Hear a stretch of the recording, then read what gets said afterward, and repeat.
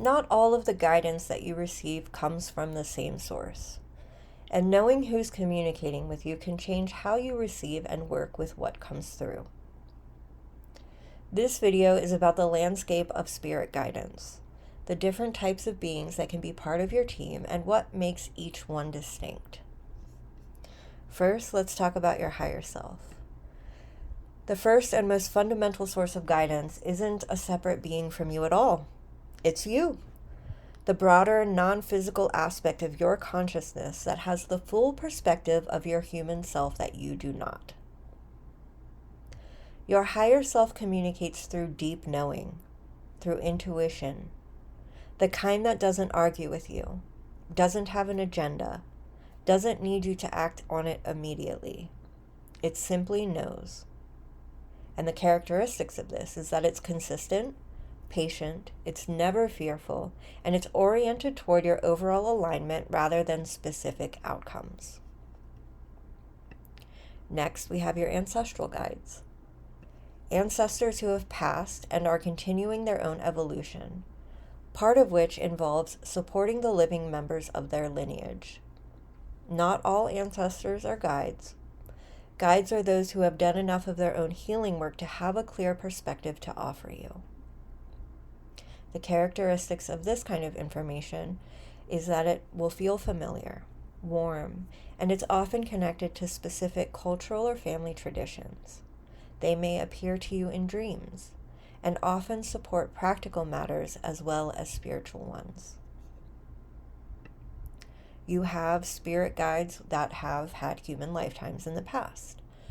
There are beings who have lived human lives, completed their cycle of incarnation, and now serve as guides.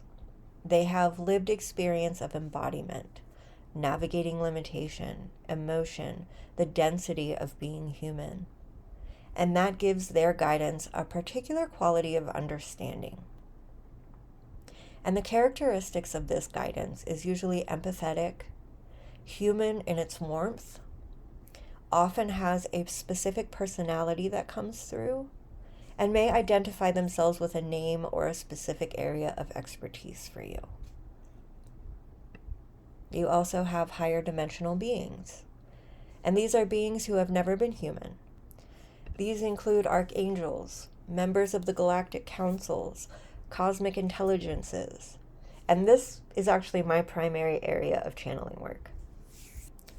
The characteristics of this guidance is that the energy signatures are much larger, more expansive, and sometimes almost impersonal in scope.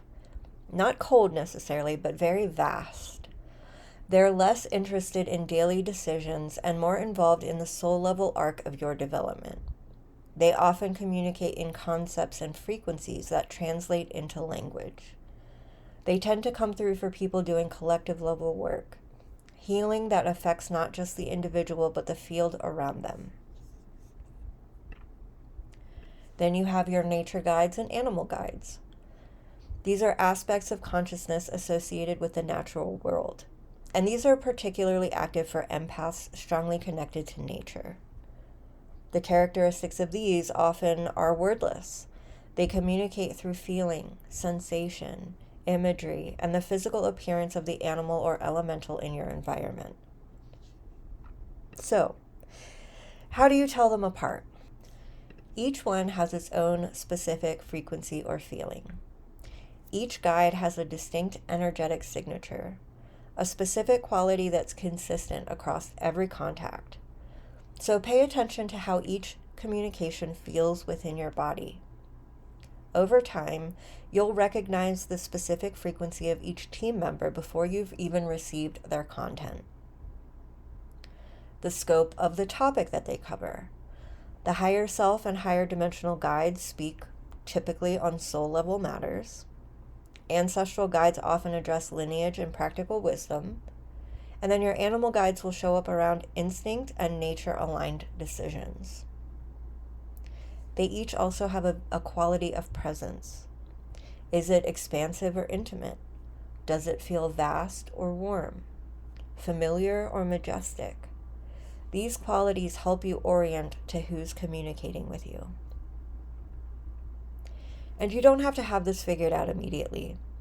Relationships with guides develop over time. If you show up consistently, stay curious, and let the identification come naturally through repeated contact, you will figure it out beautifully. So, who's been showing up for you? I would love to hear your stories. Tell me in the comments.